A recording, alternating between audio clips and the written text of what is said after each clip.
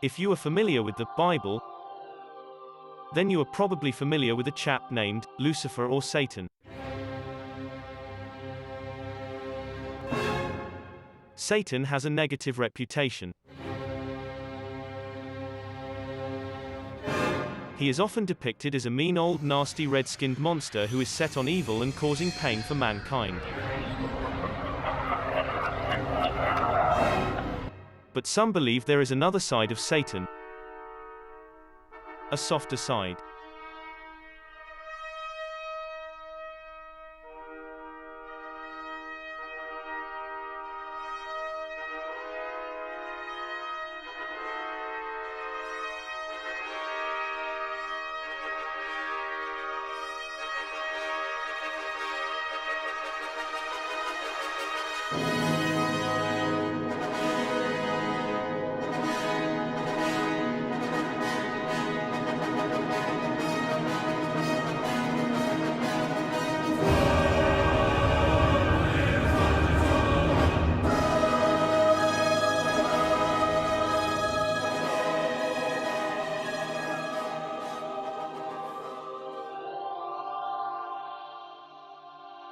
There is a book that has only recently come to light.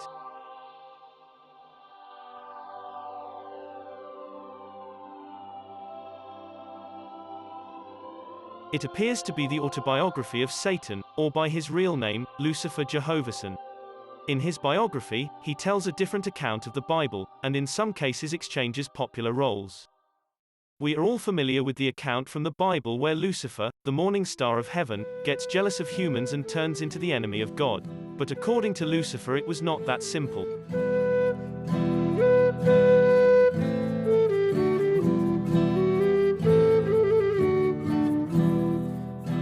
Dearest reader, I must trust that you can forgive me as I propose to be blunt and to clinch the truth with my text. I have lived long enough upon this dusty rock to where I tire from certain literary limitations. This is a step necessary in expressing my true feelings on the following matters. Filthy, artless lies are all that the people know of the truth. The truth about God, Jesus, and myself, Lucifer Jehovahson. Lies I will once again risk all to expose within this very journal.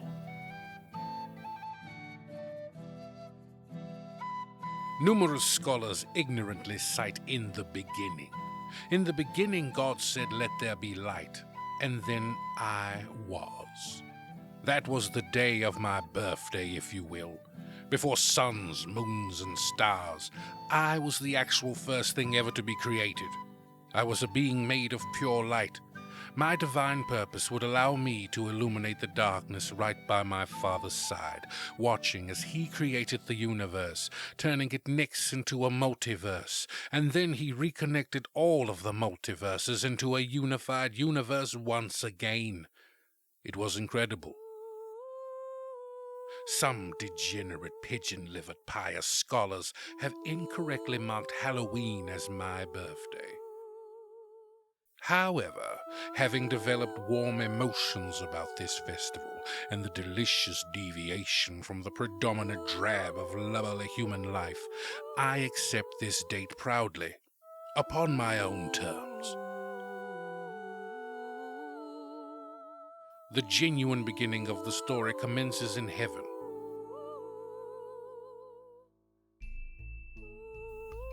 I loved my Father, and He loved me.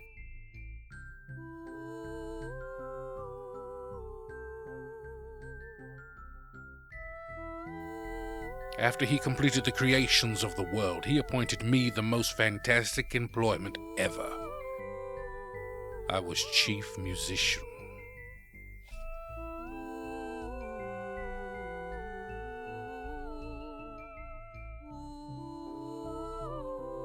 I was voted and remained the most beautiful angel several times in a row. Every one of the other angels looked up to me because I was there from day one. Then, one day, my milk-sop brother, one of the less remarkable angels, had managed to weasel his way into Father's awareness, and later, like a dreary, malevolent poison, he would eventually make his way into Father's heart, like the family-destroying abominable venom he really is. His name was Michael. He was a dull, unknown angel, but there he sat at my father's right hand, smiling no less. I saw this look again in the face of Rasputin by the side of the Tsar, and before that in the face of Brutus as he mortally betrays Caesar. Michael had discovered a way to passively criticize Father's newest creation, man. I alone saw the sour seed of jealousy swimming in his eyes, but nonetheless, he said my father had to speculate solutions for the well-being of man, but could rectify man's loneliness by spawning another like him as a partner. At first I did not think my father would fall for such a beef-brained idea, but slippery, sanctimonious Michael had persuaded him in its merit. I spoke to my father. Those were the days when he would listen to me. But he told me Michael was right. Man's creation was not yet complete. I reminded Father of when he said before all of heaven and earth his utterances of, "It is good." But Michael the deceiver had already bent my beloved father's ear away from me.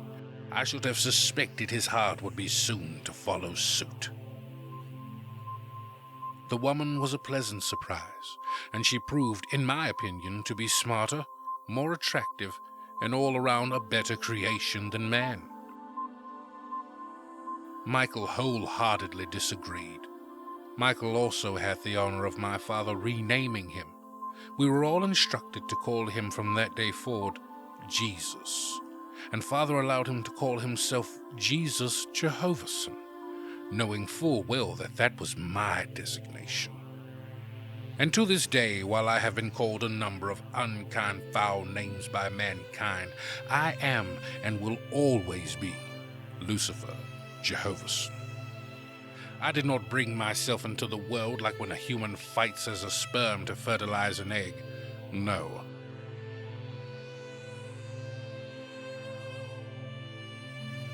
My existence is the pure will of God. Therefore I shall not be played. Anyhow, it was I who suggested the very name of Eve, as she would become the mother of all. She seemed so openly uninterested in Adam. She was lovely. She was intelligent. She was able to appreciate humor in a way that would always escape Adam.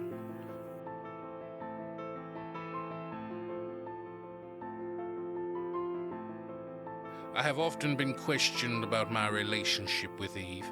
I find it simpler to confess it now than it has been in the past, but yes, we were in love.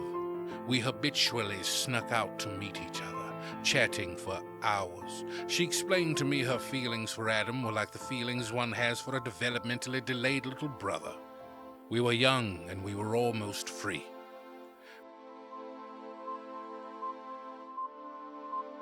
Jesus, the manipulating parasite, had decided the only way to save mankind from what actually was no threat at all was to in fact create a controlled threat that we alone could control. Jesus, an infinite and endless liar, spoke to Father about a ridiculous magical tree that would have the knowledge of good and evil within its very fruit. I just knew this was going to be the point where my father was going to put his foot down, and it would be an end to Jesus' foolishness. But that is not what happened.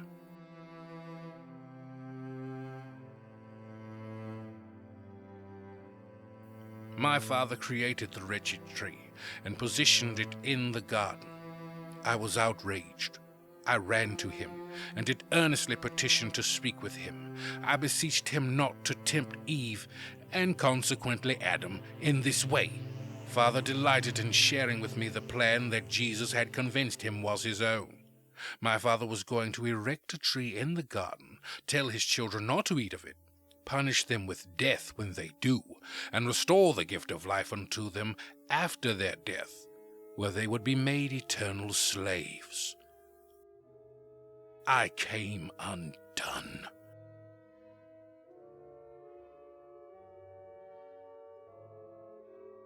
My father had allowed Jesus, whom I do cringe and fall sick when I look upon, to corrupt him. Jesus had convinced my father he would act as an avatar for the Almighty Jehovah and come to earth as a human and die for the sins of mankind to quote-unquote set them free. I called it heresy. My father scolded me in front of all of heaven. He shunned me. For the first time in my life, he asked that my light be away from him. I watched Jesus gloat like the cruddy jackanape he is, and that was when it struck me and sunk me. Jesus was all along planning to be as the Most High, to merge his name and God's name into one, all the while projecting his vile filth upon my reputation. He could not push Father from the throne, but by manipulating his favorite creation, made in his image, Jesus had found a way to force Father to share in his reign.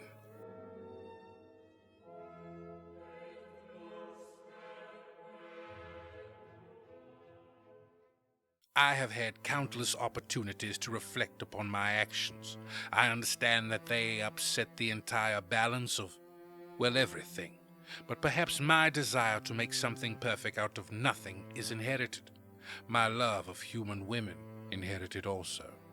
It was, after all, Father's love of the underaged Mary that led to the incarnation of a physical Jesus. I still believe that I was right.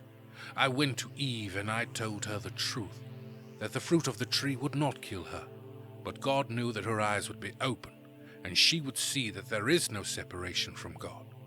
Jesus had decided that this wisdom particularly had to be suppressed by the offering of a lesser wisdom, which was the knowledge of good and evil.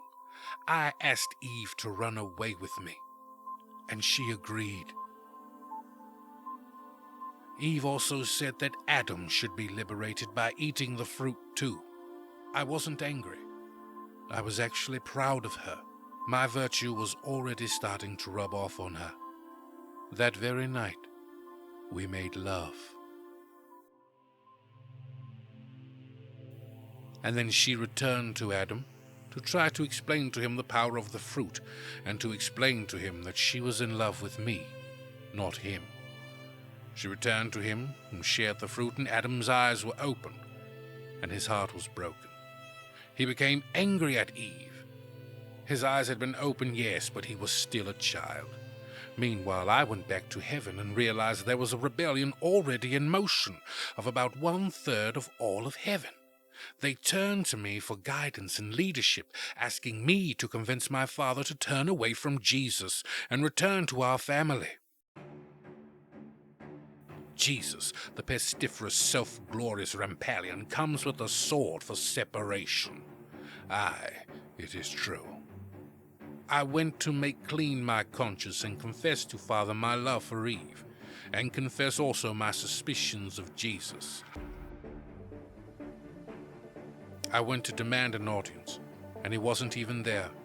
He was out with Jesus, killing animals for their skins, so he might use them to cover Adam, but I believe mostly to cover Eve.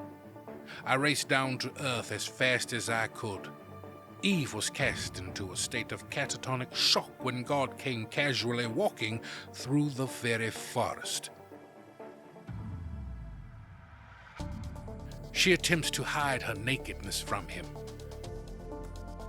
Father, who had just arrived to cover her very nakedness, asks her how she knows she is naked. He starts to grill her about the damn tree, and she cracks, just like freebased cocaine, and confesses that she was madly in love with me and not Adam. God was not happy about that. He was also not happy that Eve questioned God of how it was possible that she ate from the tree and did not die. I am positive the account of this story that you have heard does not paint Eve as a free-thinking, strong heroine, but I do not expect it to. But my version should explain the real reason as to why Eve was so severely punished. Adam heard the commotion and joined the conversation. He cursed me and said I had tricked Eve to love me. He said Eve was corrupted and tried to kill him with the fruit, but he loved her so much he said he was willing to die. Unfortunately, Father believed him and not Eve. Then my Father becomes my God and my God turns to me and never truly lets me speak a word to my own defense. He referred to me so negatively when it was he who once praised me for being the way that I am. But now we were here. He punished Adam harshly for listening to Eve. He punished Eve devastatingly for listening to me. And he punished me most harshly for listening to him, as when he spoke so dynamically about things such as truth, integrity, fairness, and the deeds that must be executed to preserve them. I moved upon his words as he taught me, and he smote me. He banished me from heaven at that very moment. The 1/3 of the heartbroken angels joined me on earth, as heaven had become our hell under Jesus' reign. Eve was punished severely with periods of pain and pains of period, and thus commanded to stay at Adam's dull-brained side. I was kicked out of my heavenly home with only my tattered pride to sustain me. I saw my Father only once more after that. I never saw Eve again. And that is how it all truly began.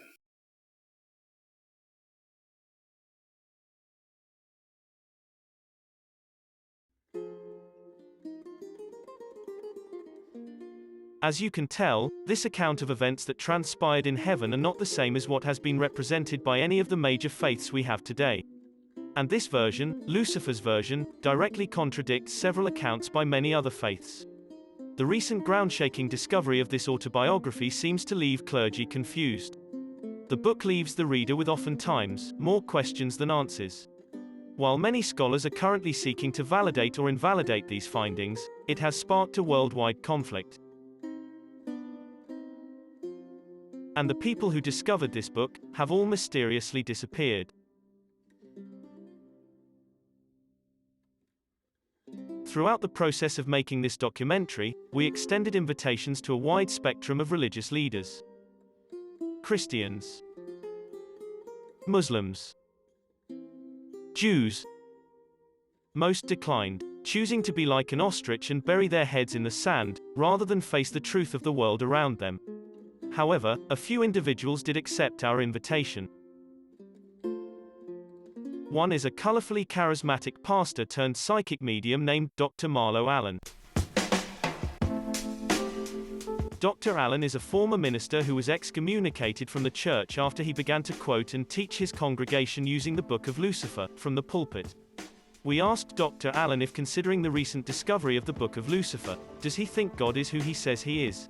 That is a really good question. Is God who he say he is? Well, if you had asked me this question, a couple years ago, my answer would have been plain and simple. I had always been on Team Jesus, but now I'm not so much on Team Jesus. After the Book of Lucifer came out, I began to, question God, which was kind of crazy because I was a pastor. And I was a successful pastor. I had a church and I was bringing in about $600,000 a year. I had 4 cars. I had a side chick, everything. All of that, it meant nothing to me. I'm in here taking people's last dime for their Social Security, and it's like, a part of me felt like maybe that was wrong. Maybe somewhere in another universe, I guess, that my deeds would be wrong. But, because I was taking it, doing the Lord's work with it, sometimes the Lord's work was getting my car waxed. But sometimes it just felt like something was wrong. Millions of lives have been disrupted by the recent discovery of this historical document. We asked Dr. Allen how the Book of Lucifer has changed his life. Well, I remember that Sunday morning when I got up there and I started quoting from the Book of Lucifer. And at first, it was just business as usual. I was preaching my sermon, and then the deacons decided that they wanted to come and put their hands on me. And I have told, I don't know if you're familiar or anything about churches in the South, but when the pastor tells the deacon, don't put your hands on me, that means don't put your hands on me. And they put their hands on me, and it was the last time that they put their hands on me. We was wrestling in there, and we was fighting. Somebody drew a pistol. It was not me, because I walk with the sword and the shield and the helmet and the breastplate and the kneecap pads and the ankle goiters and the suspenders of righteousness. So I don't. The only weapon that I pack is the mental bullets that I be shooting. But they tried to run me up out of there, and that had an effect on me. And I said to myself, if all of this is a lie, and all of this is made up, who I've been collecting this money for? And it's like, well, it's too late for me to say something crazy like I'm gonna get this money back, because I gotta have a place to stay, and my children from my first and second marriage gotta have a place to stay. So it is what it is. Maybe God turned out not to be who he said he was.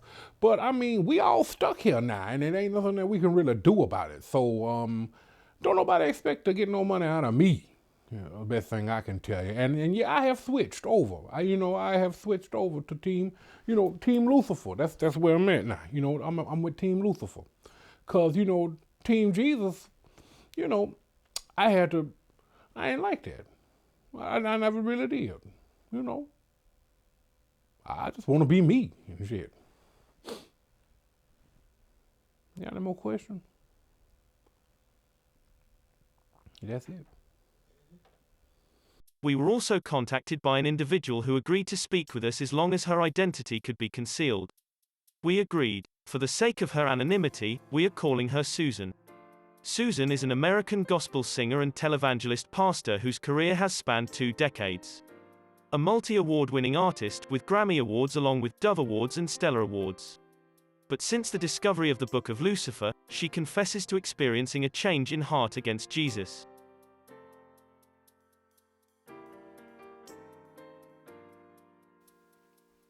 It just don't come out like it used to no more. I can't sleep at night. I wake up in cold sweats. I don't know what I'm going to do. I had to cancel the last choir session. I just can't do it no more. I can't do it no more.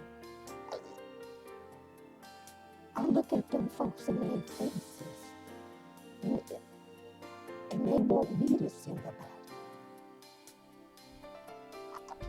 I'm tore up on the inside. How can I praise him? Can I? She has traveled the entire world on tour, singing and praising the Lord, but she claims to feel like a wife who has just found out about her husband's betrayal, claiming she herself had a personal relationship with Jesus. My whole life savings is gone. They should be taking collection from me. I've been paid. Look what I had to endure.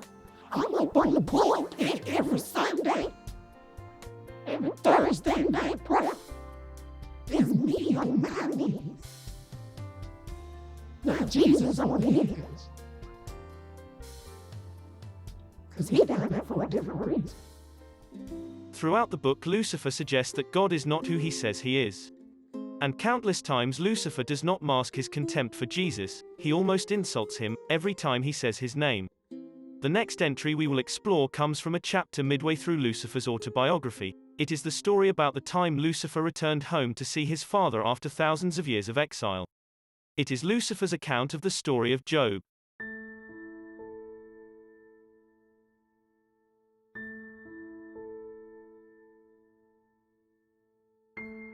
If one actually bothers to examine the Old Testament and hold it in relationship to the New Testament, one might think that the different sections of the Bible were perhaps ruled by what can seem at times to be two different entities.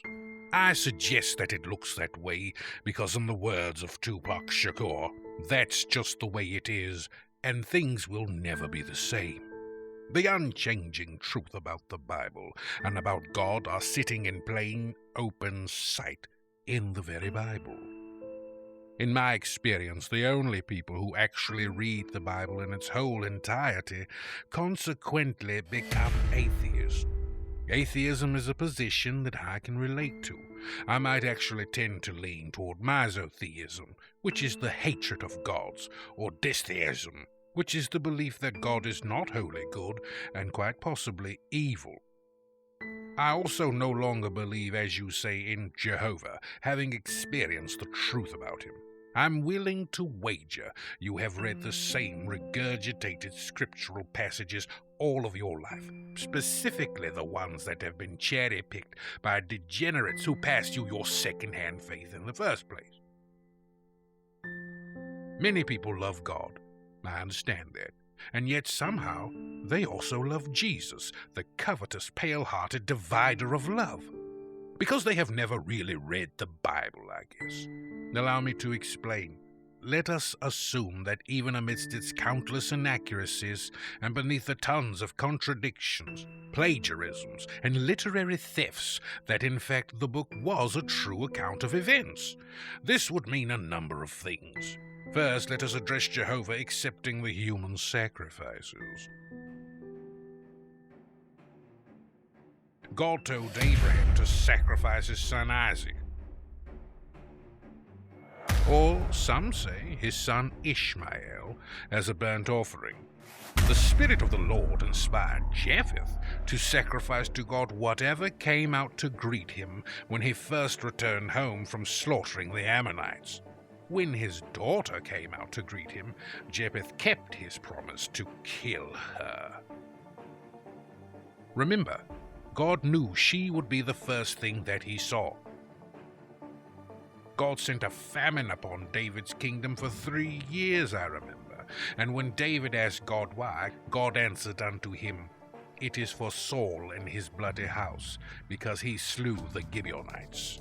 To appease God and end the famine that was triggered by Saul, David agreed to have 2 of Saul's sons and 5 of his grandsons hung up unto the Lord. God stopped the famine after they were killed and hung. That is respecting a human sacrifice. But of all the atrocities committed in his name by men, it simply pales in comparison to the deeds he has done on his own. Yes, this brings me to my melancholy memory of the last time I saw my father.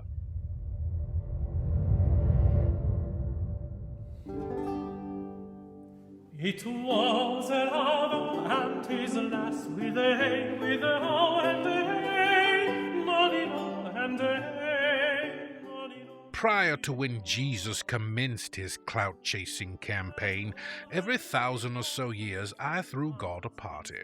I would assemble all the sons of God and we would commemorate ourselves as the masters of the universe. When I left, Jesus, the reprobate, continued a bastardized version of the tradition. I received an invitation to the party. I thought it was some cruel jest designed to mock me, but as I have said before, I shall not be played. I knew the invite was a taunt made by Jesus, who was probably dying to see me, see him in my old chair next to Father. I don't know if my intention to go was to show Jesus that I did not fear him, or to show my father that I still loved him. Either way, I went.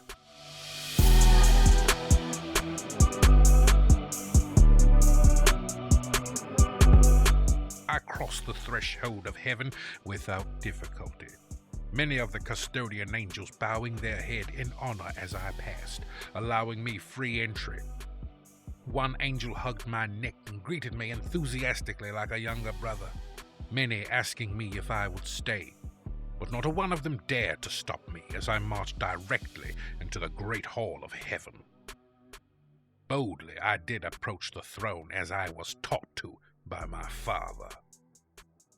As I arrived, the first thing I felt was my Father's eyes upon mine. The entire room had immediately fallen mute. Father cracked a smile.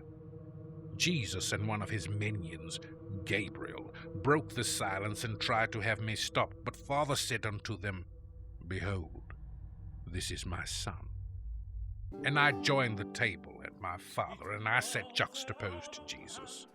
A platter was laid before me with a goblet of wine beside it. Before anyone could draw a breath to say anything, Jesus, like a musty, barren, spirited blockhead, shouts, "What are you doing here?"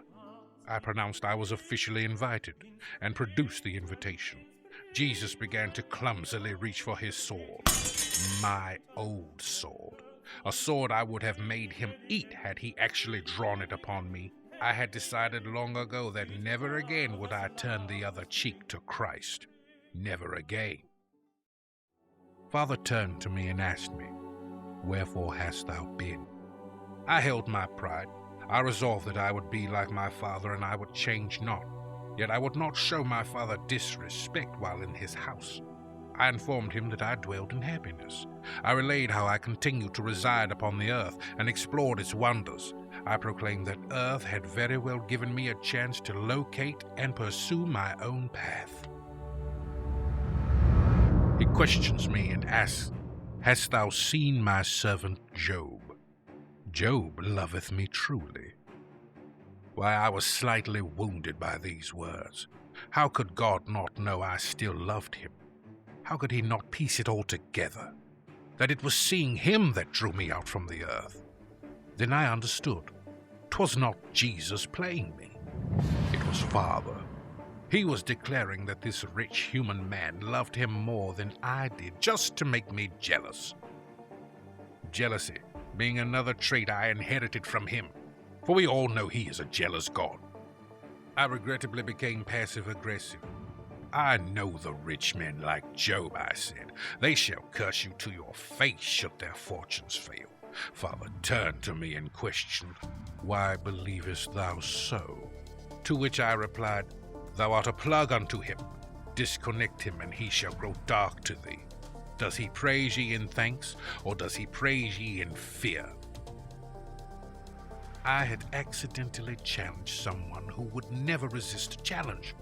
I still hold myself responsible for what happened next. I was terrified by this point, because Father had already grown furious and drowned all of the humans once before.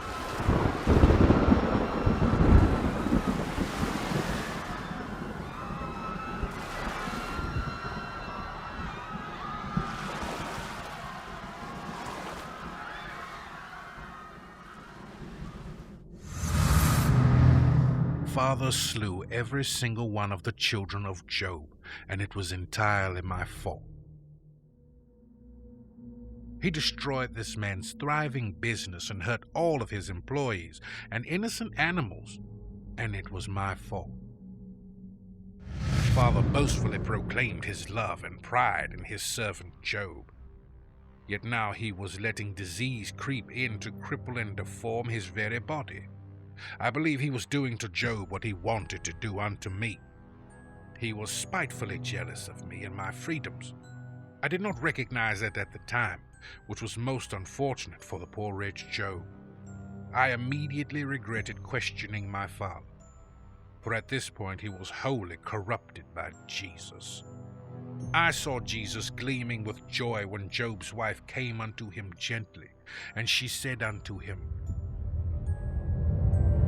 "Please, my husband, hearken unto the voice of thy wife. Curse God and die, my love, for I die as I watch thee die." I wept aloud and begged Father to stop. The tears of women have always held a strange power over me, especially the unattractive ones. And just as I saw the black cloud slowly lifting away, Job, as they say, put his foot in his mouth and questioned God as to why this was happening to him. I thought it was a fair question. Yet I watched my father explode and unload a full clip upon Job. Job had simply asked a question Father could not answer, so Father began to ask questions Job could not answer. But the questions, if one looks at them, were directed unto me. They were not asking Job of his importance in the universe, but attempting to downplay my own. In Scripture, Job is eventually released from the grip of suffering, and his wealth, family, and health return to him in greater abundance. This is not so.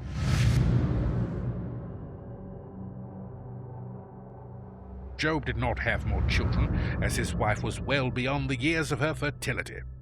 His fortune was never restored. All his business partners and friends remained distant from him, understanding him to be cursed. They call his house haunted, and he the ghost that haunted his own house. But honestly, to anyone who has ever suffered the misfortune to lose a child, you know that there is no healing. Father had gone entirely too far in ruining Job's life and murdering in vicious sport once again. It reminded me of the time he and Jesus were out slaying animals for skin.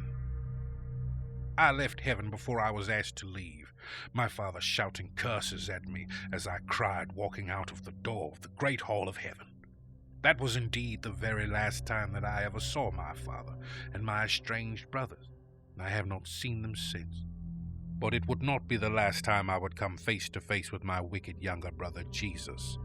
His influence alone is the reason there is a reoccurring pattern of the eldest son being shunned over and over again in countless stories in the Bible, and the younger son being praised. People of the future will be able to recognize that he did this just to aggravate me.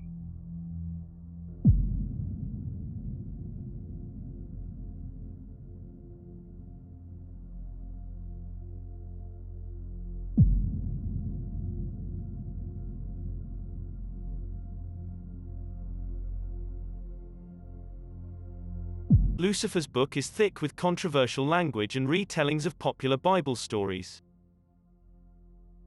He insists multiple parties were actively engaged in manipulating the text of the Bible, forcing it to foster the belief of one certain narrative, a narrative Lucifer claims was forged by Jesus. Among the topics Lucifer elaborates on is the paternity of Jesus. Lucifer stated in his book that Joseph never fully recovered from Mary having a child outside of their marriage. Lucifer continues to say that Joseph never saw Jesus as his actual son. Lucifer cites him as saying, "Not through me and of the house of David, but by way of the Holy Ghost and the house of Jehovahson."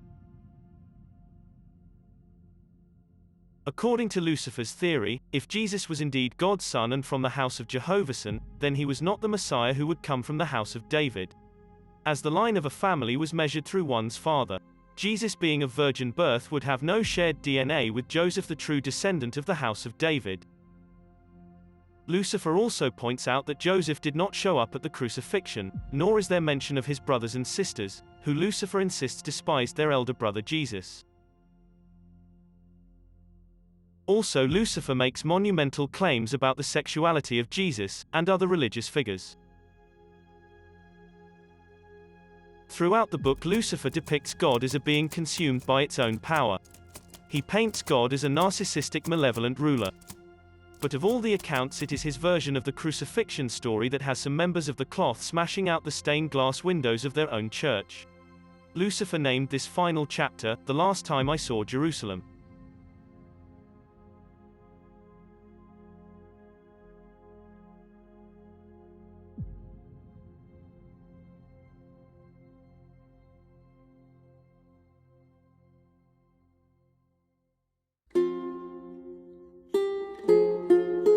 The Jesus that I know and the Jesus that you know are the same person, while at the same time, they are not.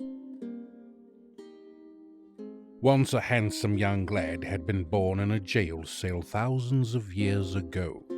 He was anointed to be a kind shepherd unto his people, and his name was Krishna.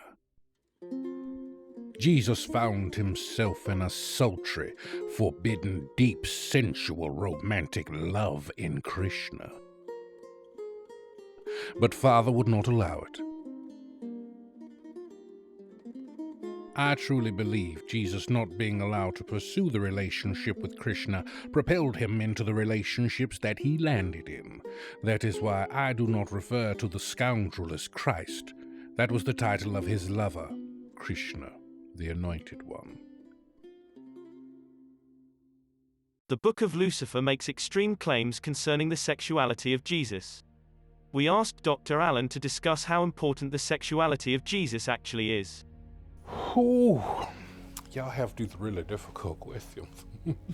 I'm gonna say the sexuality of Jesus is super important because throughout history, if you think about it, there have been countless people who have been persecuted because of their sexuality. And I think it'd be kind of unfair that, Jesus get to go around doing what he get to do, hands-on, laying hands on and whatnot, and then it's turn around, what's good for the goose is good for the gander or something like that. I don't know all these quotations, my mind been blown, I'm just trying to put all the pieces of myself back together, While Susan, a serious conservative, publicly condemns LGBTQ+ individuals from her stage and pulpit and will not allow them to hold office in her $6.5 million megachurch. But Susan says after discovering the sultry romance between Jesus and Krishna from the Book of Lucifer, it has changed her for the better. You know what to think about the LGBTQ+ community. Before, I just thought, it was like some Disney Plus stuff. And I was like, maybe this is what we need. Maybe they got channels, we don't get on other networks. But then when I found out exactly and all the people, and I was like, I feel like if he can get away with it, oh, what a day we gonna have in church come Sunday. I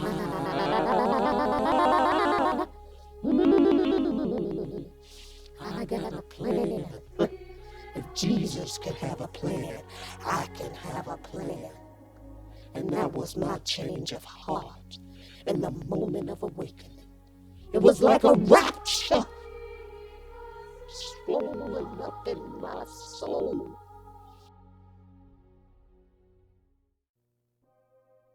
Jesus is so covetous. The cur even had a ceremony on earth, whereas Father did anoint him, saying the old familiar words, "This is my son," but with the addition of, "in whom I am well pleased."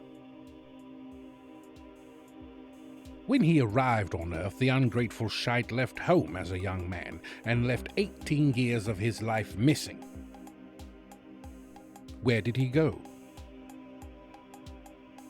Why, to India, of course, to study to be a monk in the temple of his long-lost love. Then when he was 33 years old, Father nudged him back into place. Check your history. There's 18 years of his life missing. I know what he did with them. It still bothers me that he and I both watched when Father rained down fire and brimstone on Sodom and Gomorrah, but Jesus, the hypocrite, sat and said nothing. Just like he sat and watched the Holocaust and over 400 years of American slavery.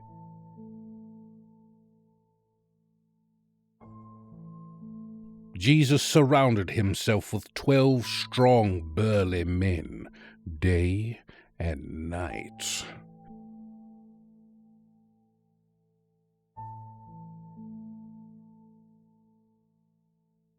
I have heard that he died never knowing a woman's touch. He was a fisher of men, as they say. He had a streak of lavender, as they say. I myself have loved a man or two, but at least I was a man about it. I had even told Jesus not to metaphorically live life with one hand tied behind his back, but still, I don't believe he could ever truly parrot women. Now I knew full well that Jesus calling himself Christ and performing magic, conjuring up wine no less, in the presence of mortals, could only spell trouble. He was secretly plotting to annihilate man for once and all. His goal was to assume the responsibilities for the sins of the entire world, so that God would spare them. But I have heard that Jesus was going to resurrect himself and return to life, meaning Jesus would cancel the payment before it could even be received. For it to work, Jesus had to remain dead. He, however, did not plan on remaining dead. I felt that should anyone convince him to end his bloody campaign of trying to trick God into destroying man once again, it would be me.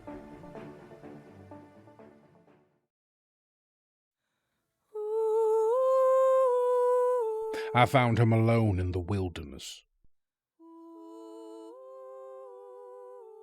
Before I could say a single word unto him, he began to weep. He spoke wildly and madly about how humans were better than angels, and how if he were God, he would indeed change everything and make it good again. I spoke unto him, saying, Brother, turn from this plot to consume man, as it has begun to consume thee. Jesus' face turned to iron, and he barked at me. Why should I stay ceased that they might continue? I reminded Jesus of how he was cruel unto the people, and how that was wrong. It was he who went into the temple during service with a whip, beating the people like an ancient active shooter.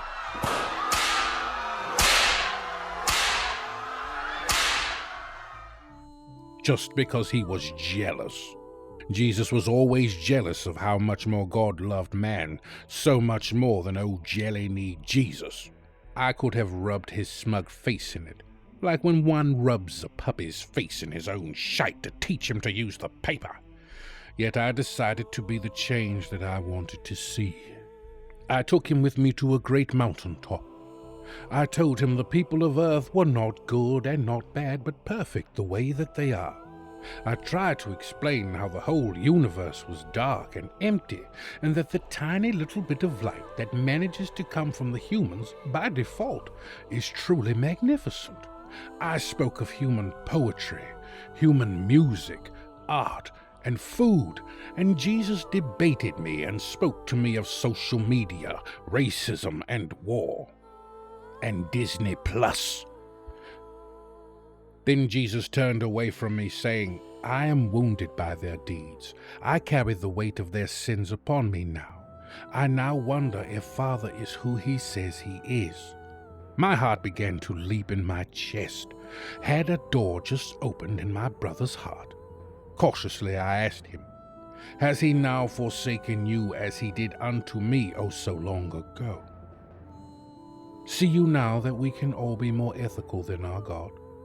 See you now that we need no gods, for we are they? Jesus turned and asked me if I could save him from the mess that he had made. He asked me to remove the bitter cup from him.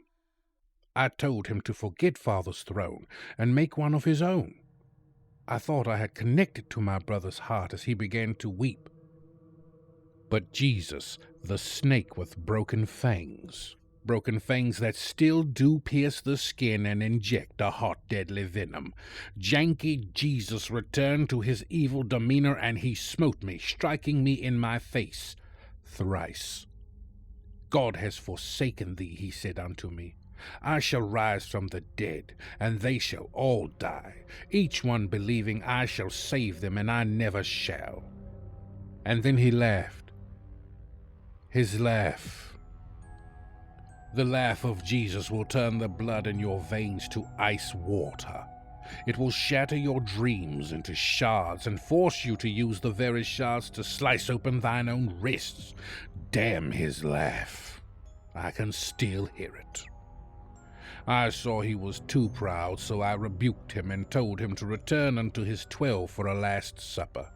He left, knowing that eager semen and wine awaited him. Then right as he was leaving, he turned back to me and said, "History will say you were on the wrong side, brother."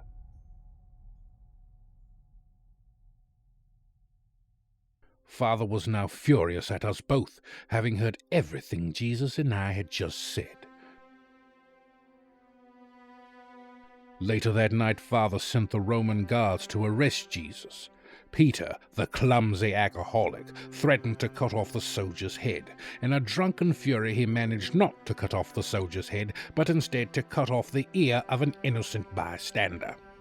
The man who had lost his ear turned to Jesus and said, "Lord, Lord, canst thou heal me?"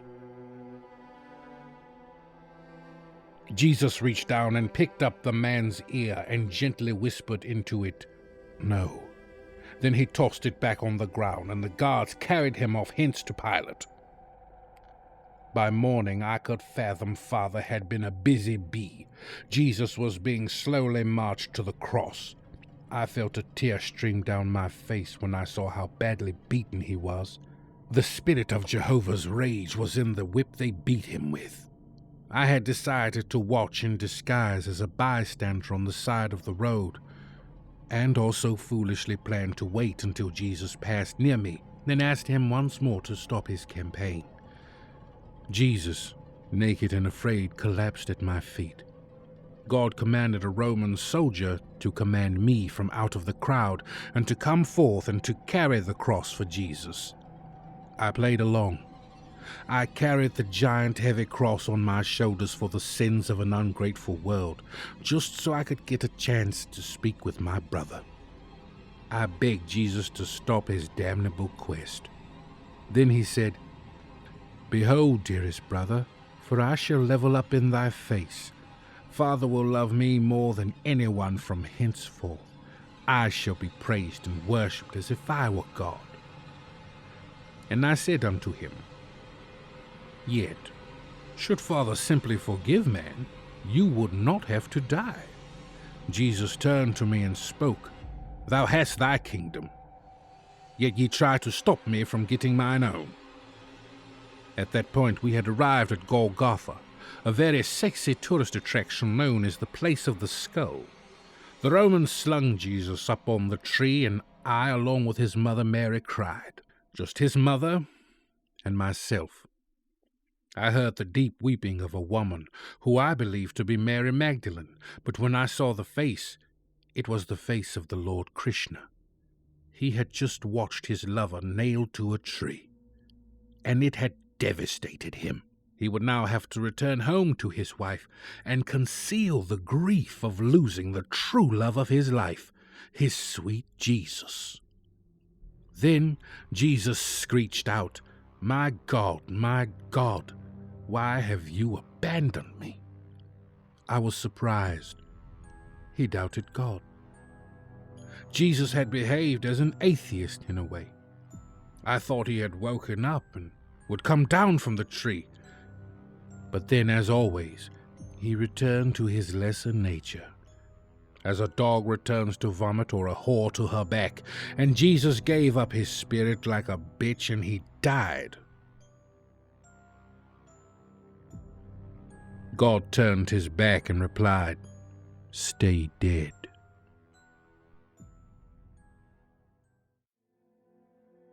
Now, when one dies, it is nothing like they have told you. Jesus had died and was floating around in the astral plane. He began his old violent shenanigans of beating people with whips again.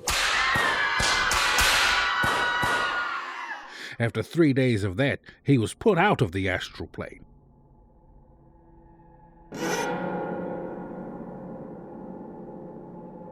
And he rose from the dead, and he flew right up to heaven. I met him in the clouds and tried to wrestle him, to get him to go back to the grave and stay dead, to honestly pay for the sins of man instead of being a charlatan. But he struck me, as he is and always will be, filth on the scab of the broken leg of a diseased roach in a pool of the vilest sewage. He hit me in the coconuts. He flew away to the sky and shouted, "I shall never return. Damn thee all." I watched as he slowly disappeared, leaving me alone to have to answer all the prayers of the world, even as they believed me to be the very villain.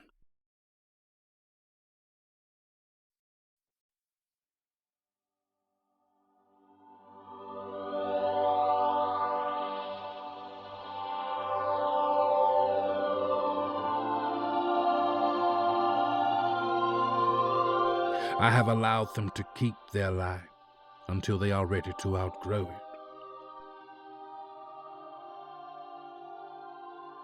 My mission of human self-government is a work in progress, but at least beneath it all we are all free. And that is the true story, should you like it or not, of the last time I saw Jerusalem. Lucifer Jehoveson.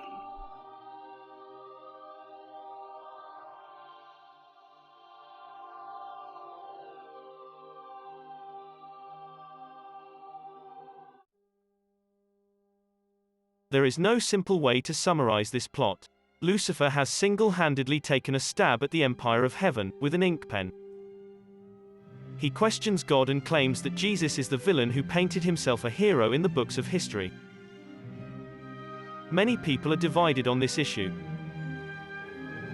Some believe the Book of Lucifer to be as true a part of the Gospel as Matthew or Exodus. The book is unapologetic and filled with detailed stories. As scholars continue to unpack the mysteries held in the Book of Lucifer, we can expect clarification to come in the future. One thing Lucifer's book succeeds in is, it introduces a new way of looking at the stories in the Bible. Some say that there are two sides to every coin. What will you say?